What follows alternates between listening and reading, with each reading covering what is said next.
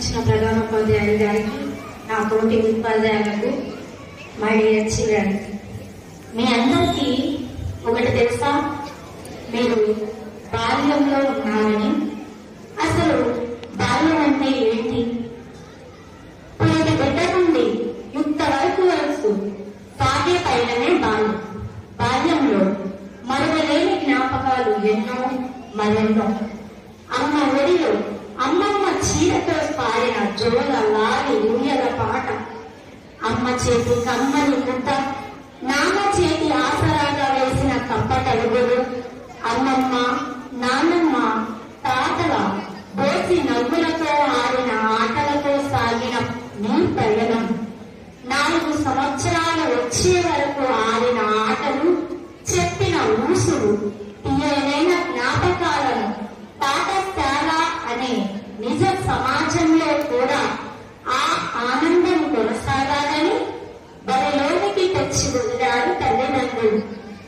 అక్కడి కొత్త ప్రపంచంలో తెలియని వ్యక్తుల తల్లి లాలన అంటే తస్లిమీస్ మీరాబేబీస్, తండ్రి పాలన అంటే ప్రిన్సిపల్ సార్, కొత్త స్నేహితుల ఏడుపులు, అల్లరి, నవ్వులు, దానితో మొదలు పెట్టారు స్టాండింగ్ లైన్ అని. వారికి ఏం తెలుసు? సమాజంలో ఒక మంచి స్థాయిలో నిలబడడానికి స్టాండింగ్ లైన్ అని నేర్పుతున్నారని. తర్వాత నుండి సాగింది బాల్యం యొక్క పయనం.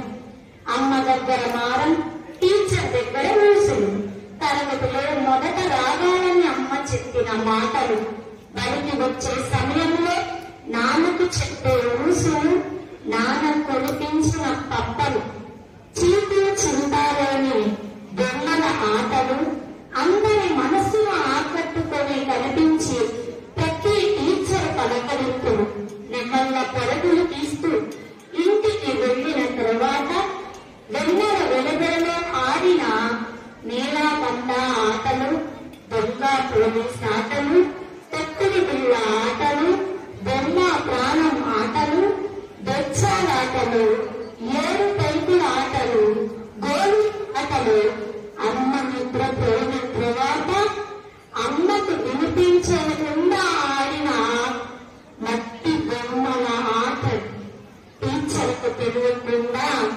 ఆడిన సీతారాముడు సాస్, ఇంకా పీటీ సార్ ఆడించిన కుర్చీ ఆట, క్రికెట్ ఆట, కబడ్డీ ఆట, నాన్న లేనప్పుడు అమ్మతో ఆడిన ring a ring a roses, snakes and ladder, ludo ఆటలు, నాన్నతో బయటికి వెళ్ళి ఆడిన టెన్నిస్ ఆట, రన్నింగ్ ఆట, స్నేహితులు ఆడిన వీధి వీధి గుమ్మడి పండ్లు, బొంగరాల ఆట, గాలిపటం ఆట, కర్రా పిల్ల, మా తాత ముక్కలు, స్తంభాలాట, వైరుతో ఆడిన స్కిప్పింగ్, నట్టు ఆటలు, ఇంకా చెప్పాలంటే ఆటలు, ఇవన్నీ మా బాల్యాన్ని గుర్తు చేస్తాయి. కాబట్టి బడిలోనే ఆనందం, ఉత్సాహం చదువులో చూపించాలి.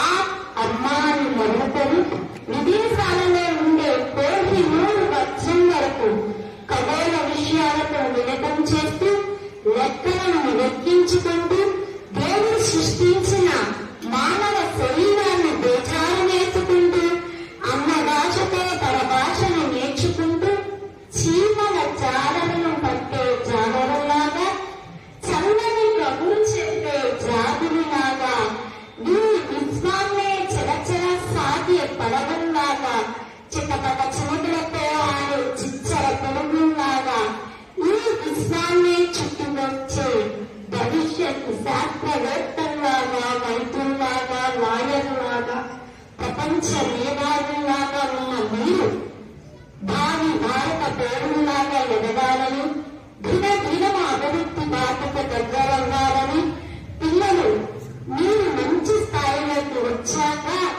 మరొకవద్దు అమ్మా నాన్నలను, విలువవద్దు గురువులు నేర్పిన జ్ఞానాన్ని, మర్చిపోవద్దు స్నేహితుల జ్ఞాపకాన్ని, చేయి వదలవద్దు నీ తోడ పుట్టిన వారిని. అందుకే నేటి సమాజ